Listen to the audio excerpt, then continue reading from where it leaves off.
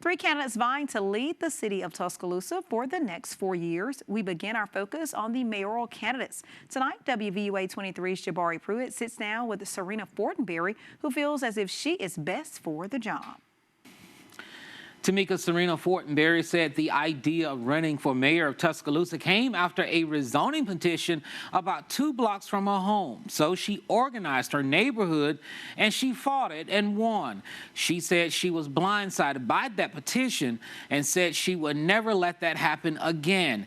And she was regretful 4 years ago she didn't run for City Council District 1. I really got entrenched in watching every city council meeting, every council committee meeting, every zoning commission meeting, historic commission, zoning board. I watched them all just so that I could get intimately familiar with what was going on and what kinds of petitions were happening. And last summer, it just dawned on me that I had really over-prepared to run for my district seat, and that I was much more competent to run for a higher position. And so on January 17th, Serena Fortenberry officially announced her run for mayor of Tuscaloosa. Fortenberry said she made this decision because she's concerned about the way the city's finances are shuffled among budgets. She feels the budget should be protected and fund the things it's meant to fund.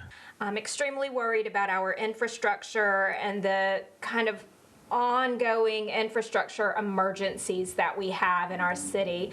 Bringing our infrastructure up to speed, particularly water and sewer, but also transportation networks, is important to me. Serena says if she was mayor, cutting out wasteful spending will be a top priority. And I've seen a lot of it, and it is ongoing. I've been very appalled by the amount of borrowing that is happening in our COVID year, when we have really a pretty depressed economy and businesses are tightening their belts, but our city doesn't seem to be tightening its. Protecting and properly funding the police and fire pension plan, which is so fragile, and it's such a huge part of recruiting and retaining good employees and offering them security in their retirement. Another key issue for Fortenberry is tackling the crime in the city of Tuscaloosa. One of the contributing factors to that, from my position, is the elevate tax. It's a regressive sales tax, and it really hurts our city's poor, and a lot of our criminal activity is born of poverty.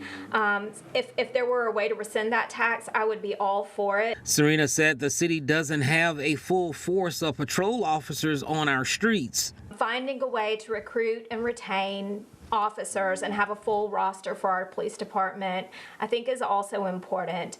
And then finally, investment in areas of town. I mean, I live in a high crime area of town, but it's also an area of town that's been neglected in terms of above the ground improvements. The city voted to purchase University Manor for $300,000 in hopes of preventing crime in that area, something Serena disagrees with. You can't fight crime by buying properties where crime happens.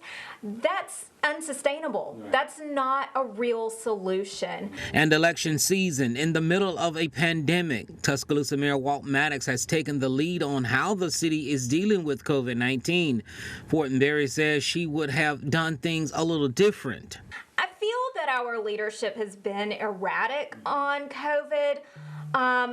To some degree, I have some sympathy for that, because I think everybody has groped their way through this. We haven't had any kind of strong central planning at the federal level or at the state level, and municipalities have been left to manage it on their own. Fortenberry says her first order of business as mayor of Tuscaloosa is bringing back the Civil Service Board. Upon taking office in 2005, that was one of the first things that he did. He dissolved the Civil Service Board. Our council already is in a weaker position than they were before Walt Maddox took office, by virtue of having lost their ability to approve hirings and firings, to appoint members to the Planning and Zoning Commission.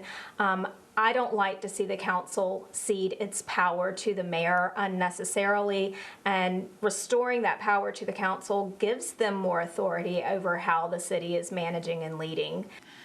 Serena said the biggest part of this job as mayor is prioritizing spending. As mayor, she said she's committed to going in and looking at the books and seeing how the city is spending taxpayer money and how we are best served to spend the money. Reporting for WVUA 23 News, I'm Jabari Pruitt.